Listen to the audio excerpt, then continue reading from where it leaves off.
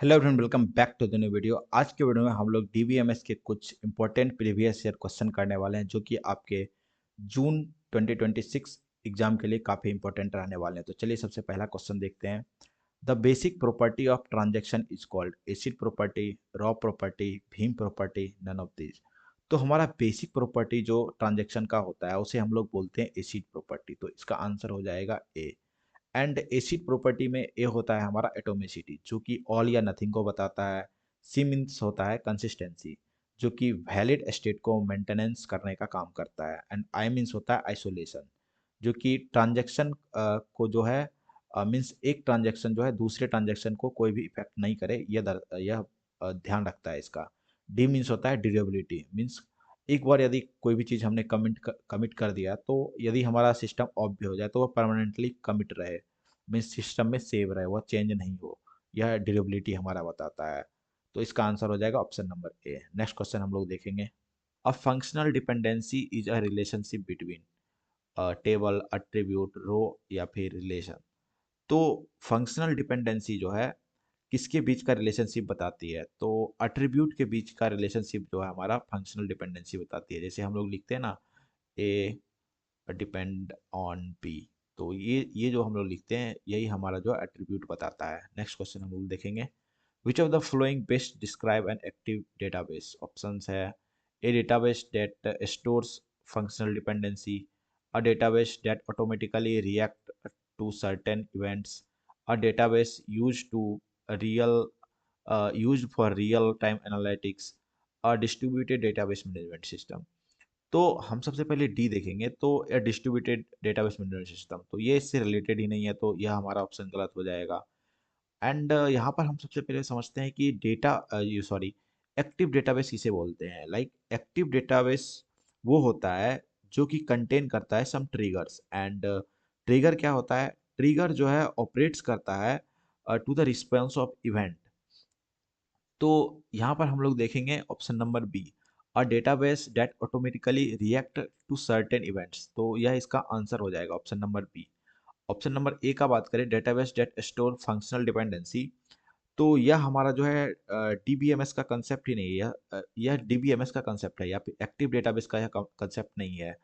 And a database used for real time analytics, तो real time analytics जो है यह एक्टिव डेटाबेस के अंदर आता तो है, लेकिन यह जो है ट्रिगर का काम नहीं करता है। तो यह भी आंसर हमारा गलत हो जाएगा। तो ऑप्शन नंबर बी इसका सही आंसर है। नेक्स्ट क्वेश्चन हम लोग देखेंगे। Dash operator is use to retain the unmatched row of relation when they joined? Outer join, inner join, natural join, self join. तो हमारे पास ज्वाइन जो होते हैं बेसिकली चार टाइप के होते हैं। एक होता है आउटर ज्वाइन, दूसरा inner join, then left join and right join. हम लोग नेचुरल और सेल्फ ज्वाइन भी पढ़ते हैं, लेकिन मोस्ट जो होते हैं ये चार ज्वाइन ही हम लोग पढ़ते हैं। उसमें से लेफ्ट ज्वाइन हमारा क्या होता है, जिसमें कि हम लोग लेफ्ट का पूरा डेटा एंड राइट का मैच डेटा हम लोग लेते हैं। एंड राइट ज्वाइन होता है कि राइट का पूरा डेटा एंड लेफ्ट का मैच ज्वाइन लेते हैं। एंड हमारा इनर क्या होता है? इनर होता है कि दोनों में से जो मैच्ड रो होते हैं उसको हम लोग लेते हैं। एंड आउटर ज्वाइन क्या होता है? आउटर ज्वाइन में हम लोग जो अनमैच्ड रो होते हैं उनको जोड़ने का काम करता है। तो यहाँ पर क्वेश्चन हमसे पूछ रहा है कि dash is retain the unmatched row, तो इस अनमैच्ड रो से ही हमारा आंसर निकल जाएगा। यहाँ पर ऑप्शन नंबर ए इसका आंसर हो जाएगा। नेक्स्ट क्वेश्चन हम लोग देखेंगे। The overall logical structure of a database can be expressed graphically by entity relationship model, relationship relational model, object based model या फिर सेमी स्ट्रक्चर्ड मॉडल। तो हमारा जो है लॉजिकल स्ट्रक्चर डेटाबेस के अंदर किससे डिफाइन किया जाता है? तो वो हम लोग करते हैं एंटिटी रिलेशनशिप मॉडल या मीन्स ईआर मॉडल से हम लोग इसको डिफाइन करते हैं। रिलेशनल मॉडल क्या हो जाता है हमारा, जो कि टेबल स्ट्रक्चर यूज करता है, उसले उसे हम लोग रिलेशनल मॉडल बोलते हैं। ऑब्जेक्ट ओरिएंटेड जो होता है वो उसे हम लोग ऑब्जेक्ट बेस्ड मॉडल बोलते हैं। एंड सेमी स्ट्रक्चर्ड मॉडल जो होता है वो होता है जेसन बेस्ड। लाइक आप लोग जैसे मोंगोडीबी में यूज करते हैं जेसन बेस्ड, तो वो सेमी स्ट्रक्चर्ड मॉडल होता है। नेक्स्ट क्वेश्चन हम लोग देखेंगे। The relation schema describes sets of tuple, जैसे कि हम लोग रिकॉर्ड भी बोलते हैं, sets of field like columns, head, attribute, sets of associated value, domain to each field. तो हमारा रिलेशन स्कीमा जो होता है उसका मतलब होता है कि टेबल का जो स्ट्रक्चर होता है, लाइक आपके टेबल में एम्प्लॉय का नेम, एम्प्लॉय का आईडी एंड उसका जो सैलरी है वो दिया हुआ है, किस डिपार्टमेंट में काम करता है वो दिया हुआ है। तो ये जो टेबल का जो हेडिंग होता है वो हमारा बताता है रिलेशन स्कीमा। तो इसमें हम लोग ऑप्शन देखें तो सेट्स ऑफ फील्ड, तो इसका आंसर हो जाएगा option number B. And sets of tuple records मतलब कि एक्चुअल डेटा को बताता है। And sets of associated value, तो लाइक आपने एम्प्लॉय आईडी निकाला तो ये एसोसिएटेड वैल्यू के तरह हो गया, तो यह भी हमारा डेटा बताता है। And domain of each field, ये भी हमारा डेटा बताने का काम करता है, तो इसका आंसर हो जाएगा option number B. Next question हम लोग देखेंगे, 5NF refers to absence of multi-value dependency, foreign key, super key, non loss decomposition. तो ऑप्शन नंबर वन देखें हम लोग, absence of multi value dependency. तो मल्टी वैल्यू डिपेंडेंसी का काम करता है हमारा फोन एन ऐप। एंड फॉरेन की बात करें तो यह तो अलग कंसेप्ट है, ये जो है हमारा डिपेंडेंसीज में नहीं आता है। एंड 5NF जो है, सॉरी सुपर की जो है, यह भी हमारा की में आ जाता है, यह इसका अलग कंसेप्ट है यहाँ पर। एंड डी नंबर ऑप्शन देखें, नन लॉस डिकम्पोजिशन, तो ये इसका आंसर हो जाएगा। 5NF जो है इसको रिफर करता है। एंड नन लॉस डिकम्पोजिशन क्या होता है, लाइक ज्वाइन करने पर जो ओरिजिनल रिलेशन वापस मिल जाए जाना चाहिए। मीन्स दो टेबल को हम लोग ज्वाइन करते हैं तो उसमें जो ओरिजिनल रिलेशन है उसमें कोई भी चेंजेज नहीं आना चाहिए, तो उसे हम लोग बोलते हैं नन लॉस डिकम्पोजिशन। तो ऑप्शन नंबर डी इसका सही हो जाएगा। नेक्स्ट क्वेश्चन हमारा, which is not a valid component of A ER diagram, dashed line, double line, double rectangle and dashed ellipse. एक होता है हमारा इलिप्स। इलिप्स क्या बताता है, इलिप्स हमारा एट्रीब्यूट बताता है। एंड डैश्ड इलिप्स जो होता है वह हमारा डिराइव्ड एट्रीब्यूट बताता है। एंड सेम होता है एक रेक्टेंगल होता है, रेक्टेंगल हमारा बताता है एंटिटी को। एंड डबल रेक्टेंगल जो होता है वह हमारा वीक एंटिटी को बताता है। एंड डबल लाइन क्या होता है, हमारा डबल लाइन बेसिकली बताता है टोटल पार्टिसिपेशंस को बताता है double line. And shaded line जो होता है यह कुछ भी नहीं होता है इसके अंदर, यह वैलिड नहीं है, तो ऑप्शन नंबर ए इसका आंसर हो जाएगा। नेक्स्ट क्वेश्चन हम लोग देखेंगे, assume a schema of employee table id name department, department table id and name. If there are 10 records in emp table and 5 records in department table, then how many rows will be displayed in the result of flowing sql? Select strict from emp and department। तो यहाँ पर दो table दिए हुए हैं हमारे पास, एक है emp टेबल एंड दूसरा है department table. And EMP table के अंदर 10 रिकॉर्ड्स है एंड डिपार्टमेंट टेबल के अंदर 5 रिकॉर्ड्स हैं। तो इसमें से हमें जो है सिलेक्ट, ये क्वेरी लगाएंगे तो क्या निकलेगा हमारा, तो यह जो है हमारा कंसेप्ट है कार्टेशियन प्रोडक्ट का। कार्टेशियन प्रोडक्ट में हम क्या करते हैं कि एक टेबल में जितना भी रिकॉर्ड है, लाइक 10 रिकॉर्ड है, तो उसको हम लोग मल्टीप्लाई कर देते हैं सेकंड टेबल के रिकॉर्ड से। तो इसका आंसर फाइनली आ जाएगा option number D 50। Next question हम लोग देखेंगे, the instructor relation has 4 field, ID, name, department name, and salary. If we want to list all instructions ID, name, and salary, but no department name, which of the following operation would you use? Uh, Union, select, set different, and projection.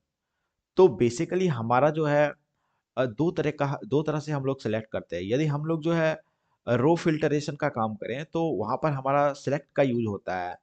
And यदि हम लोग column filtration का काम करें तो वहाँ पर हमारा प्रोजेक्शन का यूज होता है, मीन्स प्रोजेक्ट का यूज होता है। तो यहाँ पर जो हम लोग क्या कर रहे हैं, कॉलम फिल्टरेशन का काम कर रहे हैं, लाइक हमें जो है सिर्फ 3 कॉलम को डिस्प्ले कराना है, तो यहाँ पर ऑप्शन नंबर डी हमारा सही हो जाएगा, प्रोजेक्ट का हम लोग यूज करेंगे। नेक्स्ट क्वेश्चन हम लोग देखेंगे, which of the following is incorrect with respect to a primary key in DBMS. तो डीबीएमएस के कंसेप्ट में संदर्भ में प्राइमरी की के रिस्पेक्ट में कौन सा इनकरेक्ट है इन चारों पॉइंट में से। पहला पॉइंट है, values in primary key can be never be modified और updated, every row must have a primary key value, no two row can have same primary key value, if a row is deleted from a table its primary can be assigned to a new row in future। तो इन सब में से कौन सा point जो है हमारा गलत है, तो सबसे पहले हम लोग बात करेंगे प्राइमरी की का। प्राइमरी क्या क्या होता है, प्राइमरी की जो कि यूनिक हो, जिसमें कि नोट नल ना हो एंड जिसमें कि डुप्लीकेट वैल्यू प्रेजेंट नहीं हो, वो हमारा प्राइमरी की होता है। तो पॉइंट नंबर यदि हम लोग ए देखें, values in primary key can never be modified और अपडेटेड। तो यह बात जो है हमारा सही है, तो ऑप्शन नंबर ए जो है सॉरी ये बात जो हमारा गलत है, यह पॉइंट जो हमारा सही हो जाएगा। नेक्स्ट पॉइंट हमारा every row must have a primary key value. तो सही बात है, जितने भी रो हैं उनमें एक प्राइमरी की होता है। Like no two row can have same primary key value, यह पॉइंट भी हमारा सही है, प्राइमरी की में ऐसा ही होता है। If a row is deleted from a table its primary key can be assigned to a new row. सही बात है। लाइक हमारे पास कोई एम्प्लॉय का आईडी है, ठीक है, एंड उस एम्प्लॉय का इस एम्प्लॉय ने जो है हमारा कंपनी छोड़ दिया, तो उस सेम आईडी पर हम लोग दूसरे एम्प्लॉय को रख सकते हैं। लाइक आप एग्जांपल देखें, सचिन तेंदुलकर ने क्रिकेट छोड़ दिया, तो उनका जर्सी नंबर जो था वापस से वो जर्सी नंबर जो है दूसरे प्लेयर को असाइन किया गया। तो उसमें यह जो है प्राइमरी की का कंसेप्ट है यहाँ पर, जो हमारा पॉइंट नंबर डी बोल रहा है। तो पॉइंट नंबर ए जो है हमारा यहाँ पर गलत है। पॉइंट नंबर ए क्या बोल रहा है कि वैल्यूज इन प्राइमरी की column can never be modified और अपडेटेड। तो ऐसा नहीं होता है, प्राइमरी की वैल्यू जो है अपडेट की जा सकती है यदि कोई यूनिकनेस मेंटेन करने में कोई दिक्कत आ रही है तो पॉइंट नंबर ए जो है इसमें सही हो जाएगा। नेक्स्ट क्वेश्चन हम लोग देखेंगे, what type of relationship is expressed with the phrase employ manages store. तो यहाँ पर हमारा जो है एक फ्रेज है एम्प्लॉय मैनेजर स्टोर, इनमें कौन सा रिलेशनशिप लगेगा। यहाँ पर स्टार जो है यह मेनी को डिफाइन कर रहा है, लाइक मेनी टू मेनी या फिर वन टू वन या फिर मेनी टू वन या फिर वन वन टू मेनी। तो सबसे पहले हम लोग मेनी टू मेनी का बात करें, तो यहाँ पर एक एम्प्लॉय जो है मल्टीपल स्टोर को मैनेज कर सकता है। तो यह पॉइंट जो हमारा गलत हो गया। वन टू वन यह पॉइंट भी हमारा गलत है। मेनी टू वन मतलब मेनी एम्प्लॉय जो है सिर्फ एक स्टोर को मैनेज करे, तो यह पॉइंट भी हमारा गलत है। लास्ट पॉइंट जो हमारा एक एम्प्लॉय जो है मल्टीपल स्टोर्स को मैनेज कर सकता है, पॉइंट नंबर डी यहाँ पर हमारा सही हो जाएगा। नेक्स्ट क्वेश्चन हम लोग देखेंगे, इन RDMMS different classes of relation are created using dash technique to prevent modifying anomalies। तो बेसिकली RDMS में हम डिफरेंट रिलेशनशिप को क्रिएट करने के लिए कौन सा टेक्निक का यूज करते हैं।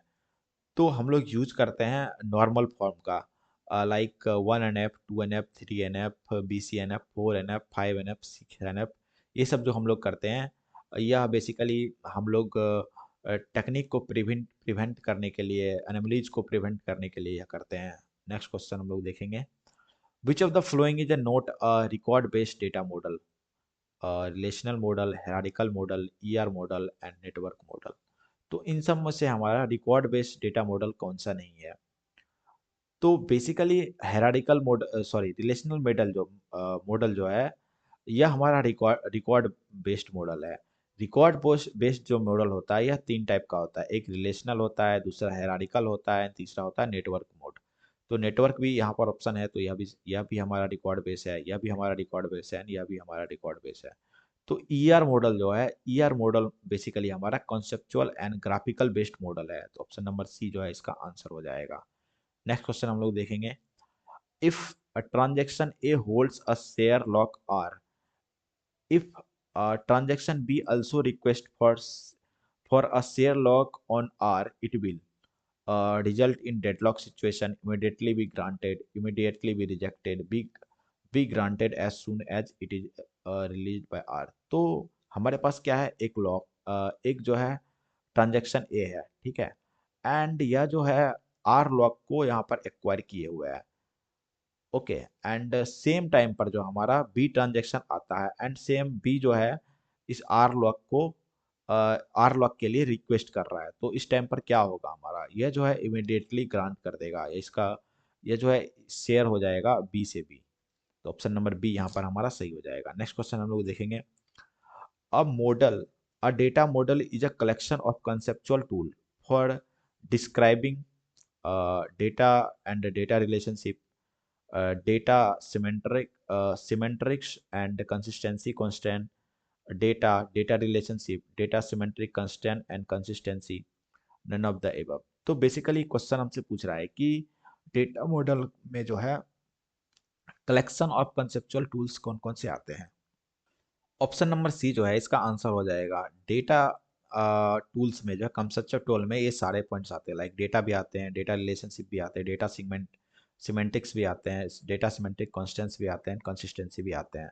नेक्स्ट क्वेश्चन हम लोग देखेंगे, the difference minus operation remove common tuple from the first relation it this operation is commutative and associative, non-commutative and associative, commutative and non-associative, non-commutative and non-associative। तो basically हमसे question पूछ रहा है कि हमारा एक रिलेशन है, लाइक हमने जो है आर माइनस एस करा एंड एस माइनस आर करा, तो यह दोनों जो है, यह दोनों का वैल्यू जो है जरूरी नहीं है कि सेम ही आए, तो यह दोनों जो है वैल्यू सेम नहीं आएगा। तो इस रिलेशनशिप को जो है हम लोग क्या बोलते हैं, ये जो हमारा हो जाएगा option number D, non commutative and non associative, इसका आंसर हो जाएगा। नेक्स्ट क्वेश्चन हम लोग देखेंगे, which of the following is a not a valid correct category of DBMS, hierarchical, sequential, object oriented and relational. तो इन सब में से जो है कौन सा वैलिड कैटेगरी नहीं है डीबीएमएस का? तो डीबीएमएस में जो है वैलिड कैटेगरी आता है, तो वो होता है हमारा hierarchical and object oriented and relational. तो यहाँ पर ऑप्शन नंबर बी जो है हमारा सीक्वेंशियल, यह जो है फाइल ऑर्गेनाइजेशन मॉडल के अंदर आता है, यह हमारा वैलिड कैटेगरी के अंदर नहीं आता है डीबीएमएस के अंदर। तो ऑप्शन नंबर बी इसका आंसर हो जाएगा। नेक्स्ट क्वेश्चन हम लोग देखेंगे, which of the following is called as read write conflict, dirty read, lost update read, unrepeated read and uncommitted dependency. तो सबसे पहले हम लोग डर्टी रीड का बात करें। डर्टी रीड कब होता है? डर्टी रीड को जो हम लोग बोलते हैं, डर्टी रीड तब होता है जब हम कोई अनकमिटेड डेटा को रीड कर लेते, तो वो डर्टी रीड होता है। एंड लॉस्ट अपडेट प्रॉब्लम क्या होता है? जब राइट राइट कन्फ्लिक्ट होता है, तो वो होता है हमारा लॉस्ट अपडेट प्रॉब्लम। एंड यहाँ हमसे पूछ रहा है कि रीड राइट कन्फ्लिक्ट क्या होता है?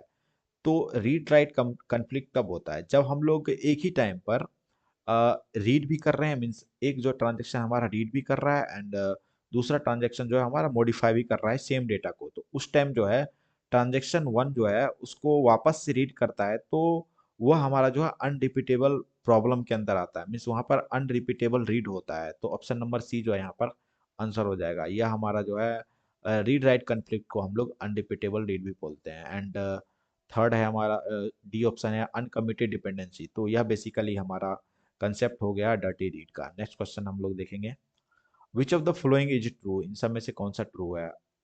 अ रिलेशन टेबल में have more than one foreign key, a primary key is not a candidate key, every candidate key is a primary key, and candidate key is a minimal set of attribute whose values are unique. तो इन सब में से true कौन सा है? First point हम लोग देखें, और रिलेशन टेबल में have more than one foreign की, तो यह पॉइंट हमारा सही है। नेक्स्ट पॉइंट है हमारा primary key is note a candidate की, तो यह पॉइंट हमारा गलत है। प्राइमरी की जो है वो कैंडिडेट की होता है, हम लोग कैंडिडेट की में से ही प्राइमरी की को चुनते हैं। Every candidate key is primary की, यह पॉइंट गलत है। जरूरी नहीं है कि सारे जितने भी हमारे पास कैंडिडेट की हैं वो सारे जो है हमारा प्राइमरी की हो। Candidate key is maximal set of attribute whose values are unique, तो यह पॉइंट भी हमारा गलत है। कैंडिडेट की जो होता है minimal sets of values attribute होता है। तो यहाँ पर ऑप्शन नंबर ए इसका आंसर हो जाएगा। तो आज के वीडियो के लिए इतना ही। आज हमने 20 इंपॉर्टेंट प्रीवियस ईयर क्वेश्चन करे जो कि आपके एग्जाम के लिए काफ़ी इंपॉर्टेंट रहने वाले हैं। तो मिलते हैं नेक्स्ट वीडियो में डीबीएमएस के नेक्स्ट 20 प्रीवियस ईयर क्वेश्चन के साथ। तब तक के लिए बाय बाय।